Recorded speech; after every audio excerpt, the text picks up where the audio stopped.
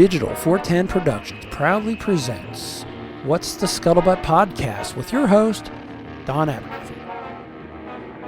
Hey everybody, and welcome to another episode of the What's the Scuttlebutt Podcast. That's your favorite World War II based podcast. Yep, that's right, I just dropped the new from our tagline. You know, I've been thinking about changing that for a while, but someone actually hit me up on Instagram today and asked me, how long are you going to keep the phrase new in your slug line of your new favorite World War II based podcast? And yes, we have been around for a year, but for some people we may still be new. Our show's definitely growing and expanding, but you know, I think we'll just keep new in there for a little bit, and at some point we'll change it. But anyhow, welcome to the show. It's been about a week or two. Yeah, going on 2 weeks. You know, I haven't been slacking off. I'm excited to announce that the Lakeland, Georgia World War II weekend event went spectacularly well, all things considering. The weather was nice and chilly. It was in the high 60s and 70s on Saturday afternoon, but Friday night, I got there around noon on Friday, and lo and behold, Google Maps took me the wrong way. So I'm driving down, I think it's 139, I'm taking the back roads. Interestingly enough, I actually crossed into Georgia via a 2-lane thoroughfare. Once again, Google Maps took me off the main interstate about 40 miles before the destination, so the last 40 miles or so I took a back road. But I turned on the old Burnt Church Road, which is where this event was taking place, at an old schoolhouse that had been relocated. It was originally built in 1926, and at some point Bill Roquemore and his family acquired the building and relocated it, but more about Bill later. But so I'm driving down the road, and of course now my cell phone signal's cutting out, my Google Maps is cutting out, and I come across the Boy Scout campground. Now, for those of you who've listened to every episode, if you remember back when Jeremy Petrello was on the show, he explained that about a mile down from the location there's a Boy Scout camp, and hopefully by the next event, or the third one, at some point we will incorporate a tactical event into this weekend that would take place at the Boy Scout camp. And so from that conversation, I knew the Boy Scout camp was a mile from the location where we're having the event. And so I basically just turned around, went the other way, and I'm driving down Burnt Church Road, and I come to a main intersection. But as I cast my eyes about 200 yards down, I see a pyramid tent set up. And I was like, well, that's clearly my destination. And so I pulled in, and I registered, and I asked, hey, where am I going to set up my tent? Tim pointed over to the corner. He said, Allies Camp's over there next to Art Dersheimer. And I was like, come again? And now, once again, if you've listened to every episode of this podcast, Art has been on the show twice before. But I wasn't expecting a lot of Florida guys to be at this event because there was a conflicting scheduled event going on that weekend that I knew a lot of our Florida reenactors were going to be at. So I was anticipating being one of the few guys from Florida at the event. I was ecstatic when I pulled up and I saw Art and Sam Howell there. Two guys that I do a lot of events with. And so instantly, obviously I knew Jeremy and one of his guys from a previous event, but I was anticipating being at a place all weekend with only one or two people I knew, but not extremely well. And as a lot of you who've been in the living history for a long time, especially around the same core group of guys, a big part of this hobby is the company in which you keep. And so, yes, I would have been all right if I spent a weekend in Georgia around a whole new batch of people. But one could argue that there's a chance that it may have not as been as fun or not as been as comfortable. You know, who knows? But having those guys there, you know, we've been doing this together for years. And so it made the whole weekend more enjoyable. So not only did I get to meet new guys, but I got to be with my normal crew of guys. And by the way, Art and Sam was only two of the crew that was there from Florida. I mean, Jerry and his son was there, a couple of the other guys. And matter of fact, I would say 60%, maybe 70% of the reenactors at the Lakeland, Georgia event were from Florida. So Florida was heavily represented there. So, you know, I'm proud of all the Florida cats who went up there to support this first-time event.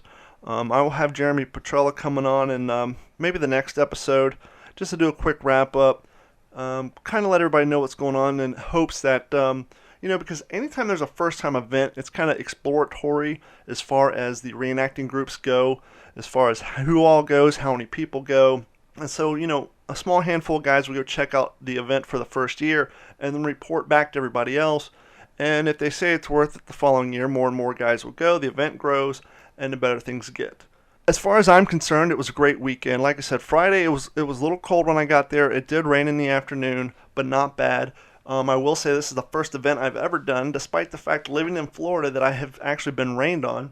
But once again, it wasn't a big deal because Art and Sam had their pyramid tent set up. But it was interesting to see that my original 75-ish, 73-ish year-old pup tent that I have never treated, I don't know if someone else has treated in the last couple years, but at least while it's been in my possession, it has not been retreated. The water beat it off of it beautifully. I don't know if it's the original waterproofing or someone may have reapplied, but that was kind of nice to see how my original equipment would hold up to the weather. Anyhow, we all hung out that night, did what we normally do after the sun goes down in a reenactment. Saturday came, the public came out, sun came out, no rain, it got the 70s, we did a weapons demo, we did a nice little reenactment, and we had a great time, and I think everybody who was there had a great time. All in all, a first year event, it was wonderful, had a great time, looking forward to it next year. It's a short 5-hour drive from where I'm at. We'll have Jeremy on, like I said, maybe next episode, give us some more details on that. But the reason I'm rambling on about the Lakeland, Georgia event is I got lucky in a way. I've decided to start taking my equipment with me to these events. One, to try to interview some fellow reenactors while we're there, but two, to be quite honest, is hopefully that I would run into a vet or someone who was alive during that era. And it just so happened, Saturday we were doing our weapons demo, and there was a nice lady out in the audience, and Art was standing next to her. She looked like she's probably about in her early 80s. And Art was giving her a heads up, hey, this next gun is loud, you may want to hold your ears, and so on and so forth. He was just having a great conversation with her. And after the weapons demo, we were all sitting back at our tent, and she walked over, and she was thanking us for what we did. And a town resident came up, and he kind of started showing off on her behalf. And as I would soon find out, this woman plays a huge part in the community of Lakeland, Georgia, and as did her husband for his passing. And so the guy asked this lady, whose name I would learn to be is Nell Roquemore, he said, Miss Nell, where were you at on Pearl Harbor? And Miss Nell laughed and said, I was a sophomore in college. And I looked over at Jerry Oxley and I said, I got to interview this lady. And so I listened to, her and the gentleman, and I waited for their conversation to be done, and I introduced myself and I asked her if she'd be so kind, if she'd be interested to sit down and do an interview. She said yes. She was going to come back later that night for the USO show. She was going to go home and rest and come back, but she granted me an interview. And so I sat down with her, and much to my surprise, the Roquemores have published, and much to my surprise, when I asked her to come back for the interview, she presented me with this book. It's called Roots, Rocks, and Recollections by Nell, Patton, Roquemore. And this book is an entire story of her family. It's a little over 280 pages. And matter of fact, it had just been republished to include her grandchildren. The original first printing was done in 1989, second printing was done in 1998, and the third printing was done in 2015. Now, the reason I bring this up is because there is an entire chapter in this book that her husband dictated for her, explaining his wartime memories. And so this is the first time that not only do I get to interview someone who was alive during that time, but they also have an entire chapter in a book that her husband dictated, presenting in some great detail some of his wartime experience. And so during this interview that's coming up, after the interview was done, I decided what I would do is to lift some information from this chapter, rephrase it a little bit, reword it, and as I'm talking to Miss Roquemore about her experience through World War II and her husband's experience, when we start to talk about his war experience, we will fade into his dictation of his World War II experience. And so this is just a sample of the chapter out of this book. Once again, the book is called Roots, Rocks, and Recollection by Nell, Patton, Roquemore. And so I hope you enjoy.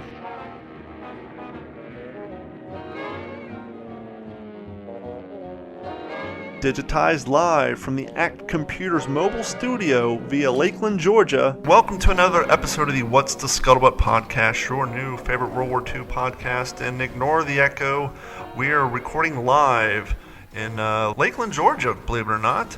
And we just finished up with the first day battle reenactment and USO show. And I had the great privilege, as we often do when we do these reenactments, to meet someone who, as I put it on our show, those who were there. Joining us today is Nell Roquemore. Nell, how are you doing this evening? Fine, how are you? I am doing fantastic. Now, earlier today we had a reenactment, and actually, you are such a character and such a sport. You made two separate trips out here today. You came this morning for the weapons demonstration, and that's when I met you. And I heard a gentleman ask you where you were at during Pearl Harbor, and then that's how you and I got to talking. Then you went home, and then you came back for the battle reenactment, went home again, and then came back for the USO show. So I greatly want to first off thank you for your efforts and your energy and coming down here 3 separate times today. That is fantastic. But let's go back a little bit. Let's start where it all began. Where were you born? I was born right here. It was not Lakeland then, it was Milltown. Milltown. I'm assuming based on the name, there's a lot of sawmilling going on here? Yes, we have a huge 11,000 acre pond here, and that's where the milling started. So they would cut the trees down, float them down the lake, over to the mill? No, they had lumber preparation equipment. Okay. That they brought the trees in by not trucks, we didn't have trucks back then, by wagons. Sure. They would come in on wagons. And just for those listening, we are in a beautiful facility here. This building was built in 26, I believe. 1926, has beautiful hard floors throughout. The USO show just ended, and we are located next to a very busy hallway, so if you hear some slamming in the background, we are fine. It's just a very busy building, and people are having a good time, and they're starting to clear out. The nice thing about this town, Lakeland, Georgia, it's still a very small community. First and foremost, you guys have a very interesting title. You guys are the Georgia Historical Mural City, and you have murals of people who grew up and kind of had an impact on this town. In past episodes, Jeremy, talked to us about it, and so we kind of know about the murals, but you presented me today with a cool little app. You guys are extending the mural feature, and now you have an app so that as you drive around the city and you look at this, brochure that you have, each destination has a numerical number assigned to it. You can pull up the app and play the audio, and you guys have this fantastic, some of them are diary entries that have been produced and read aloud, and different stories and first-hand accounts of the people that the mural is presenting. Correct. They're all real people. I'm on one. I was 1.5 years old at the time, and my sister and I are on our real playhouse that our grandfather had built for us when we were little children. Obviously, Valdosta and Georgia in general has changed significantly since 1941, but I would assume that's part of your draw and your love for your community is that it here hasn't changed that much. But what are some of the things that you can remember the biggest changes from that time in college to now in the Georgia area? Oh goodness! It's kind of a broad question. I'm just the cell phone is the most popular thing that's happened since then, but radio came along in the 20s, and yes, that was exciting. And the first radio was in the drugstore. Really? Uptown, and people would gather in the drugstore to listen to the radio. That's fantastic. As I alluded to, I heard the answer where you were in Pearl Harbor, so let's pick up there. Where were you during the Pearl Harbor attack? I was in college in Valdosta, 20 miles from here. And the first I knew about the attack on Pearl Harbor, my college friends' parents came to visit her, and they told us that Pearl Harbor had been attacked. and I had never heard of Pearl Harbor. Now, here you are, you're in college, and for all intents and purposes, the world just changed for you. Pearl Harbor just got bombed. You're hearing all these radio reports. A lot of the young men are now heading down to the local recruiting stations. What was some of the changes that happened here at home? What are some of the things that you and your counterparts did for your part of the war effort here back at home? Well, we had no paved roads in this county when I was born, and we had a governor who lived here in Lakeland. Really? And he did so much. He was contemporary with Roosevelt, Franklin Roosevelt.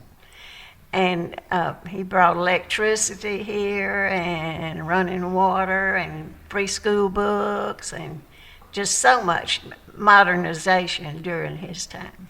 Now, did a lot of the boys from this community, did they go off to war, I would assume? Oh, yes. Everybody.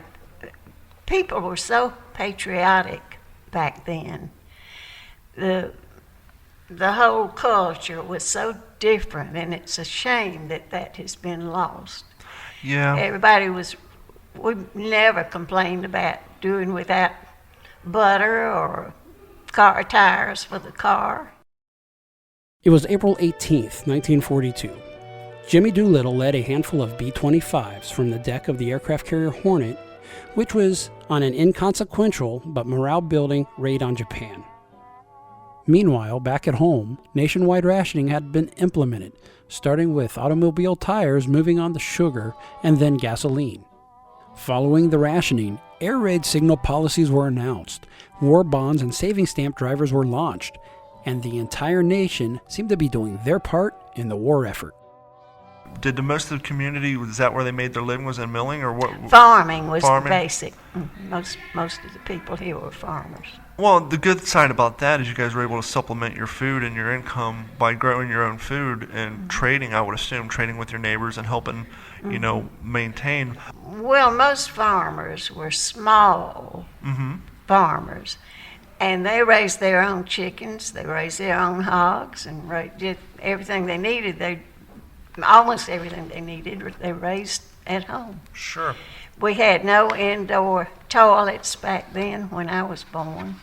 Everybody had an outdoor privy. Bill Roquemore was in his second year at Dahlonega, where all of the male students were members of the Reserve Officers Training Corps. Within the hour of the news of the Pearl Harbor bombing, half of the cadets were clamoring to join the military and teach the Japs a thing or two. But in reality, most of them finished out the school year in spite of the fact that the recruiters from all branches of service became commonplace on the campus. At what point did you meet your husband? We were both in college. He was in college in North Georgia, Dahlonega. Okay. And I met him on a blind date, arranged by Governor Rivers, his wife, who was a cousin. Okay. Who had a cousin lived in Gainesville, and she knew the man I married at college. So she was coming down to visit Miss Rivers. And so Bill, my husband, asked her for a date. He was going to come over to Lakeland from Nashville and have a date with her. Well, in the meantime, her boyfriend, who was in the Navy, came home. Uh-oh. So she wanted to be with him. Sure. So Ms. Rivers arranged for me to have a date with Bill, and he didn't know it till he got there to the Rivers house. Yeah. And so anyway. And so what turned out originally as probably a little bit of disappointment and frustration turned into one of the best things that ever happened to him. It really, really did. On May 14th, 1942, Bill enlisted in the Army Air Corps Activation Cadet Training Program and was subsequently placed on a detached service. And so how long before he went off to war from your first date? Oh, that was in 1941. And we maybe had 2 or 3 dates. He'd come over and we'd go fishing and exciting things like that. And of course, everybody loved to dance back then. Absolutely. And we jitterbugged. And Yeah, that's the first thing you asked me today when you met me. Is like, do I know how to jitterbug? And I said, well, I tried a foxtrot. I've never tried a jitterbug, but I would give it a whirl if the opportunity presented itself. But I take it you were probably a pretty good jitterbugger back in the day. You can hold your own. well, all the girls at that time loved to dance. And at college, we had, every Saturday night, we would have a girl break dance. Oh yeah. And the Valdosta boys were real good dancers. So we had a good time every Saturday night. And Moody was getting started back then, and some of the Moody boys would come to the dances too. So it was just fun. College Sounds college like a was great fun. time. Now, how big was Valdosta College back then? Was There it were 300 students, 300 students? all girls. It was Georgia State Woman's College. Okay. And had been, well, it had changed names once, I think. But during the war, most of the men were gone, and the few that were still here, they allowed to go to the college. Sure. There were 10. I think we had 10 male students. Because they were really popular, because they were good dancers. And then from then on, it was always co-ed. The wait turned out to be much longer than anybody anticipated. This is partially due to the fact that there were no shortages of volunteers in those days. While waiting that summer, Bill worked in the tobacco industry, first at Nashville, then moving with the buyers from Farmville to North Carolina. The Air Corps came calling Bill's name in October of 1942, when he was sent a train ticket and a classification in the pilot training program, which was located in Nashville. So what year were you in your college career during Pearl Harbor? You say you're a sophomore or junior? I must have been a freshman, because that was 41. 41. Graduated from high school in 40 and started college in 44. In 41, I was a freshman. And so your husband Bill, did he enlist or did he get drafted? Oh, he enlisted. All the men were they were ready to go when we got attacked. And he joined the Army Air Corps, correct? Right. And He was flying a plane overseas when he was 19. that had to have been hard for you here at home. I mean, here's the love of your life. You met him on a blind date. It probably felt like fate or destiny. And much like everybody else, he's swept up off in the war. And I'm sure being in such a small community, you guys are probably hearing of mothers and girlfriends and wives getting telegrams about their significant others being lost in the war. What was it like on a daily basis being here? There's probably a little bit of, I would assume, a little sense of helplessness, if you will, because all you can do is really write letters to try to keep up their morale. But even with V-mail, the time delay from the time you wrote it and mailed it off to the time you received it, so much had happened between that time. What was it like living in those circumstances back then? Well, it was the most dramatic time. Our friends would get these letters, and just it was sad, but it was everybody was so patriotic. Yeah. Till we kept a positive attitude. I don't know why, but I guess to keep the morale up for the men in service. Next, Bill returned to the Troop Training Center located at Lakeland Air Force Base in San Antonio, Texas, for pre-flight training. The training involved running 5 miles a day over hills and through valleys referred to as the obstacle course. This shortly increased to twice-a-day ground school in military training. Upon graduation at Fredericks, Bill was commissioned a second lieutenant. Being here in Millville at the time, how far would you have to travel to Valdosta to go to a movie house to get the latest news and to see the latest newsreels? Where was the closest movie theater from here, or where In Valdosta. Yeah, so you'd have to travel out to Valdosta to see the movies, to get the local news footage and to see what was going on visually in the war. And of course the radio. Yeah. After we we got a lot of news on the radio, Mm-hmm. more than the theater, because we kept pretty current on it because of the radio. Is there any particular memories that Bill shared with you while you guys were together that, obviously a lot of the guys, they didn't really talk much about it because everybody was there and they didn't want to feel like a braggart, but as time has gone by and a lot of the guys realized that this history is important, they kind of opened up and shared a little bit more. Is there a particular story or an event that you can remember that Bill shared with you from any of his time over there, or did he pretty much keep that private? No, he loved talking about it with friends who had been in service, and of course most of them had been. Sure. Especially a good friend, Jim Perry, that he had grown up with, who was in the Army. Mm-hmm. And they used to kid each other about who had the hardest time of it, and all. But no, he really liked to talk about it, and he kept up with all of his flight crews all those years. On June 14th, 1944, Bill and crew departed Hunter Field in their B-26G number 4155, which the men had named Rocky's Rocket. They had uniforms and maps for both the European and Pacific theaters, but were not told until the last minute that their destination was in Europe. Upon their arrival to the European theater, Bill's crew was assigned to the 559th Squadron and the 387th Bomb Group, which were stationed at Stony Cross, England. Yeah, I know there's another great photo here in this book where him and his guys got together for years and years to kind of remember each other and to show to keep that brotherhood alive that they had built up in their time over there. They arrived a little before dark on a cloudy, drizzly July day. Bill and company checked into the squadron orderly room, handed over their orders, and were told where the officers and airmen were quartered. So they loaded onto their backs, their bags, suitcases, duffel bags, and struck out looking for a bunk. The first Nissen hut that Bill Roquemore stuck his head into, no one seemed to look up while they were sitting or lying on their cot.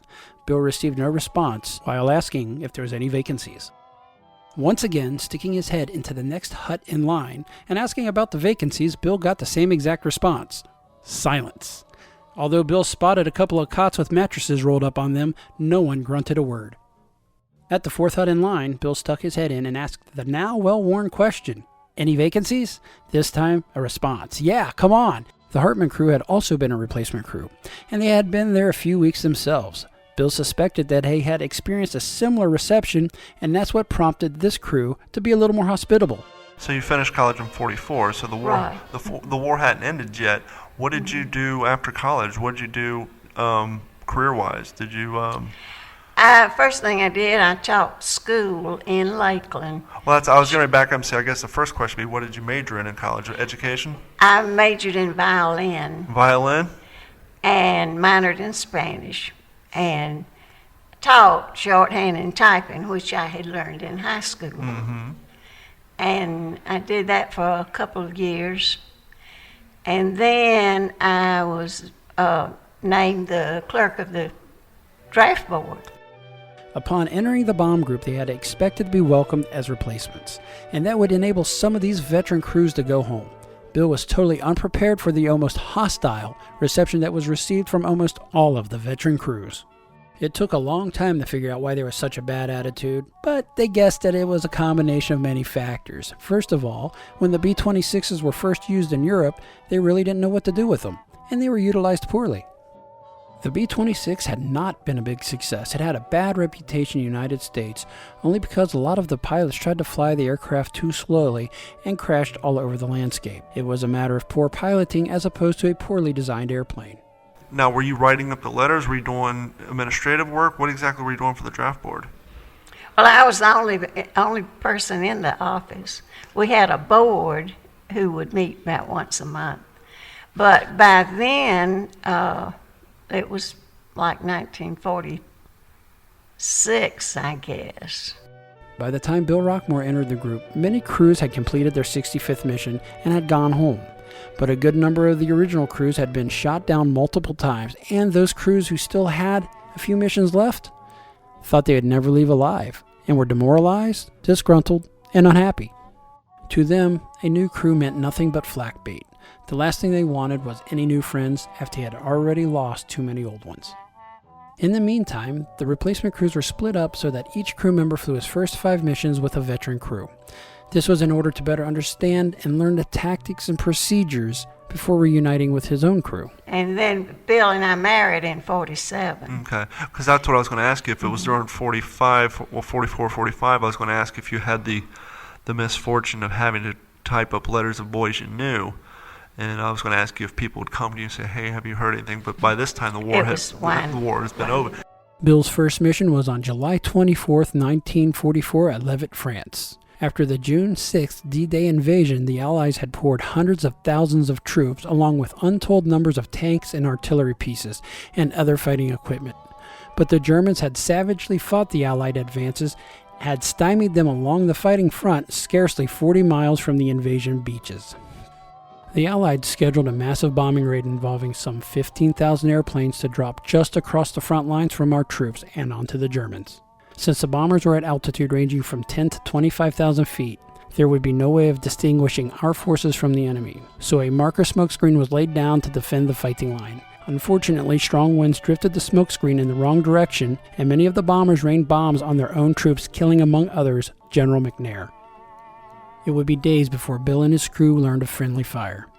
Bill was told that his group dropped their payload on the Germans located far away from the front lines, but most of us had no way of knowing. But how long did the draft continue after the war? Were they concerned with issues arising after the war, after the treaties had been signed? Was there a lot of demand? Were they still heavily drafting guys? No, it was really not much activity in my office then. Yeah. And now, after he came home from the war, did he continue any sort of flying career or anything? Did he ever fly as a passion? He kept, as soon as we could afford a plane, he bought an interest in one. And he always flew as long as he lived until he couldn't quite pass his medical. Yeah. And he couldn't fly. But he kept a plane and flew it in business a lot. After college, you worked at the draft board for a while, but then you went on the teaching, correct? Yeah, I taught first. Okay. And then draft board. And then we got married, and Sure. Bill was in the reserves, but stationed at Miami. So we lived in Miami the first 6 months we were married. And then we moved back up to Lakeland, and Bill was the editor of the local newspaper. Really? And how did he land that? Before he went off the war, did he have any sort of journalism background, or is it just something he fell into? How did that work out? When we lived in Miami, we lived there twice for 6 months each time. I think it was that first time. He went to law school and also worked at the Miami Herald. Okay. And I went to work as a secretary for a wholesale liquor company, which was a great place to work. Oh, I can loved imagine. it. We were not big drinkers then, but it was just a great place to work. Nice. I was working, he was working, and we could hardly make a living. Sure. But both of us working. And by that time we had one child. So we moved back to Miami and stayed for about 6 months, and my mother died.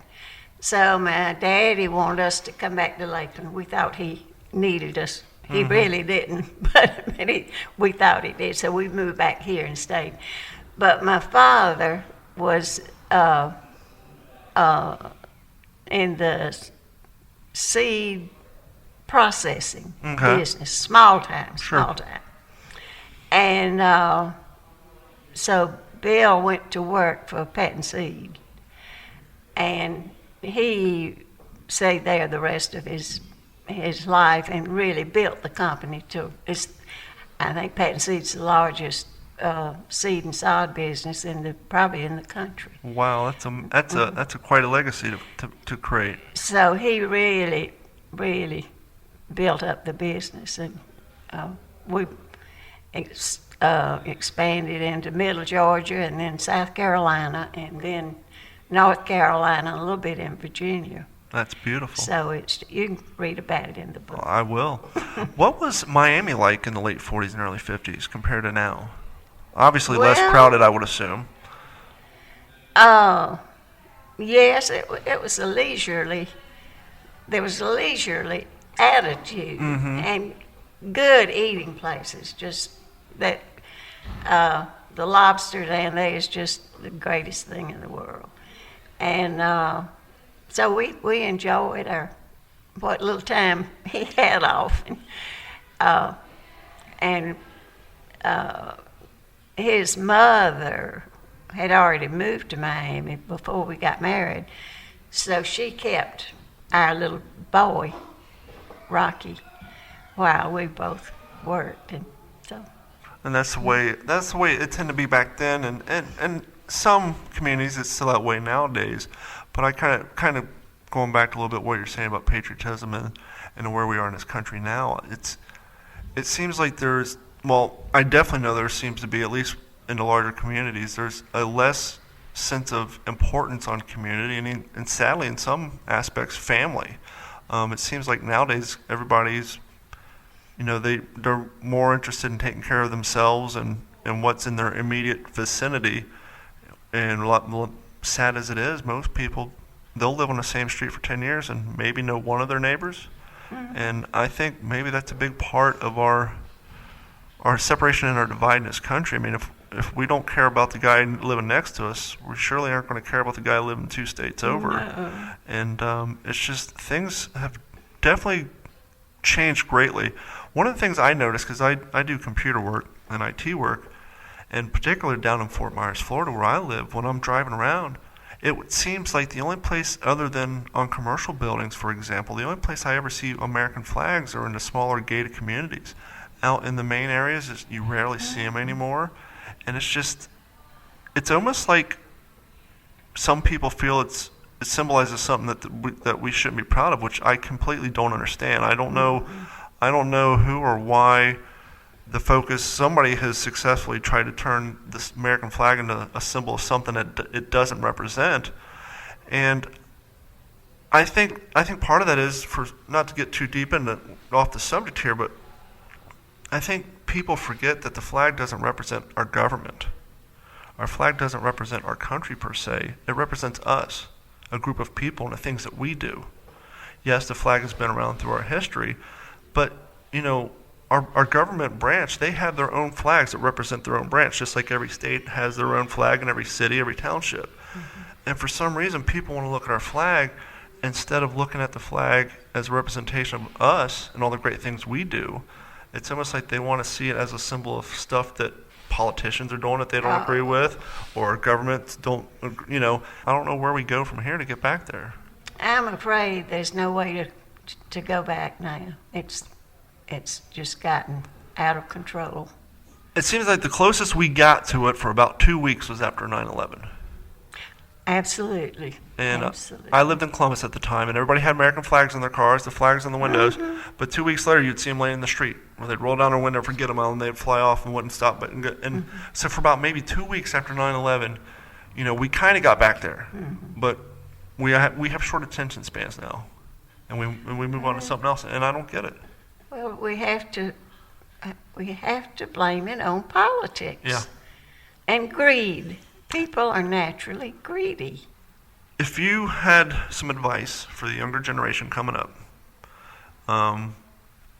whether it's how to be successful, how to have a great family, how to be a pillar in your community, which I know both you and your husband, this town looks at you with great esteem, and they seem to love you guys and all the things you've done, because as you're saying, your husband took that business and grew it, but I've only been in this town for 24 hours, and I've heard stories about you guys took that success and that hard work and you gave back to your community. I mean, here today, I just met you, and you're showing me, hey, you're still actively involved in the historical society in your community. You have a very big part in the mural history. To this day, so actively involved. What advice would you give to my generation, my kids' generation, the younger generation, for finding success in life? Well, I think one good rule, instead of criticizing other people and things that other people do, first look at yourself and see what your faults are. Those who live in glass houses. Right. And then if you'll focus on what would be good for other people and not what's good for you, it would make a lot of difference if people had that attitude. The church is a great place to be with loving people. And it's a shame that families don't stay together. So many fathers just leave the family. Yeah. It's because of government benefits that has caused all this family breakup. Mm-hmm. And it's still, it's sad now that retired people can't afford to get married, that love each other and want to get married. They can't afford to get married. They'll lose the check. Yeah. And it's so common. And that's not right. That's not right. Yeah, people have to make adjustments and sacrifices just so they can continue the lifestyle that they want to accustom to, but the lifestyle they need to have to afford overinflated medication and to handle, daily life. Now, I would assume if Bill was here and I asked him the same question, I would assume part of it would come to about hard work and following your dreams, because clearly the man tried many things and was successful at all of them, and wasn't afraid of working hard and grinding it out, as my generation says. He seems like the type of guy who just always had an idea and chased it down to its fullest extent. A lot of vision, and he, whatever time the job took, that's what he spent on it. But that attitude is not very prevalent anymore. Yeah, it seems that people are, one, they don't want to work hard. They want the most amount for least amount of effort.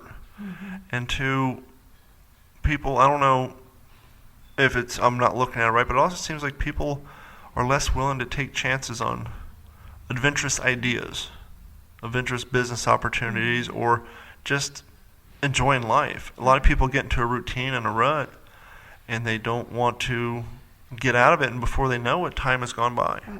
One of the worst things that happened here was the child labor laws. Mm-hmm. Our children started working in tobacco, mm-hmm. mean, hard mm-hmm. work, when they were like 5 or 6 years old. And they'd get up while it was still dark and go work and come in tired and take a bath and go to bed, and then the same thing. Of course, it didn't last but several weeks, mm-hmm. but it was the greatest character builder that our children ever had. Yeah. And now it's not even legal to do that. Yep. My mom still lives in a small town called Warsaw, Kentucky, and a large percentage of the community still grow tobacco. And their school closes down early during tobacco season so that their families can get their tobacco in and hung in the barns and dried out and ready to send out, so that their families can provide for themselves. And that's one of the things that people don't realize. Over the last 10 years, there's been a very, very strong push against tobacco in all forms. And I'm not here to say smoking is great or it's not great. It definitely has its health risk, and there's no doubt against that. But I think from the outside looking in, people who didn't grow up, my cousins, their first job was picking tobacco at 10 cents a stick. They got paid for it. My mom, she would go out and harvest season, make extra money picking tobacco. I think when people hear tobacco, they think of the Philip Morrises and the big companies. They don't realize how many small families still to this day make their money off of growing tobacco. Mm-hmm. And it is very hard work. But hard work teaches a work ethic. Absolutely. And I think that's one of the other things that we're missing out on. And one other thing I like to point out, obviously, pointed out momentarily a little bit ago that when I met you, you're so active in your community, and I stand to believe, not to go too hard into the work stuff, but I think having a job or even a passion that keeps you busy like a job, that is the key to a long life. Having a purpose, something to do when you get up in the morning. Absolutely. I worked until 1968. I retired I was a postmaster for 12 and a half years. That was my last job. And it was wonderful because I'd see the people every day that come in the post office, and things were so different. Back then, our priority was delivering the mail. Rain, If sleet, we got or snow. something, we didn't know who it was, we'd call the city hall or ask somebody. Somebody would know about them. Sure. But now it's all mechanized and Computer scanners and everything else. yeah. Well, how did you get into the postal thing? Not to back up, but you went from teaching to the draft board, and then you had your first child. Did you go back after your child was in school, or at what point did you get involved in the postal service? Well, actually, I ended up having 5 children. Wow. And usually I would take off about 2 weeks and go back to work, and we had somebody to take care of the children, and I kept working. I went back to school teaching for a couple of years at a little country school. I taught 4th and 5th grades at a little country school, and then I got the job as postmaster. So you went from teaching to postmaster. You didn't work the route. You didn't work. You weren't delivering mail at all. No, I forgot. I worked at Moody. Okay. For 4 years, but before postmaster. Sure. And I was secretary to the wing surgeon. Okay. And learned so much at that job and loved it. But that was before postmaster. Now, I know a lot of the guys, when they came home from the war, a lot of them got jobs in the postal service, and that provided great jobs, great benefits for a lot of our vets for a lot of years. Going back a little bit to the war, and before I let you go and we wrap this up, clearly when this was all going on, you guys I couldn't imagine you guys, oh yeah, we're making history here. It was probably just, this was the cards we were dealt, let's deal with it. But in your wildest dreams, did you ever think that your generation and the horrible things that you guys and the men had to go through would be celebrated so many years later? And, here we are having the World War II Memorial Weekend here in your town. In your wildest dreams, did you would think all these years later that there would be this much of a spotlight shine on your generation and the war? No, I never really thought that far ahead. Yeah. Well, I'm grateful for this interview, and I'm grateful for the book, and I would definitely read it. And before I let you go, before we get out of here, I'll get your email so that once this is up, I'll send you a copy of it, and you can add it to your collection of your family's archives. Thank you so much for your time. It's been an absolute pleasure. You're such a delight, and thank you so much. Well, thank you. Bye-bye. Bye. And just a few more items on the house cleaning checklist. I just want to give everybody an update on our show, how we're trying to reach out to more people via more platforms.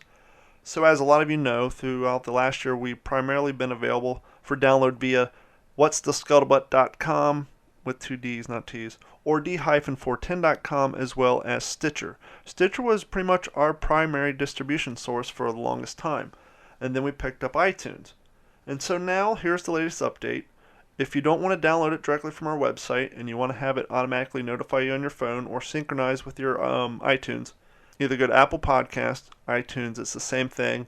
Go up to the search box and look for WTSP World War II. That should bring it up. If not, just type in What's the Scuttlebutt Podcast. Now, there is another podcast with the same name about the show The Office, but I think it only ran for a few episodes.